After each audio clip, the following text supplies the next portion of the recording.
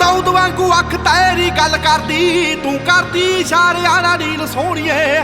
ਦੋ ਮੂੰਹਾਂ ਵਾਲੇ ਪਸਤੌਲ ਰੱਖਦਾ, ਮੇਰੀ ਗੁੰਡਾ ਟੱਚ ਆਏ ਅਪੀਲ ਸੋਹਣੀਏ। ਆਓ ਝਾਕਣੀ ਦੇ ਨਾਲ ਬਰਬਾਦ ਕਰੇਨੀ, ਜੱਟ ਨੂੰ ਸ਼ਿਕਾਰੀ ਤੋਂ ਤੂੰ ਸਾਧ ਕਰੇਨੀ। ਤੂੰ ਦਿਲ ਵਿੱਚ ਪੈਦਾ ਐਸਾ ਸਾਜ ਕਰਦੀ, ਹੋ ਕਰਦਾ ਮੰਡੀਰ ਉੱਤੇ ਰਾਜ ਗੱਭਰੂ, ਤੂੰ ਗੱਭਰੂ ਦੇ ਦਿਲ ਉੱਤੇ ਰਾਜ ਕਰਦੀ। ਕਰਦਾ ਮੰਡੀਰ ਉੱਤੇ ਰਾਜ ਗੱਭਰੂ, ਤੂੰ ਗੱਭਰੂ ਦੇ ਦਿਲ ਉੱਤੇ ਰਾਜ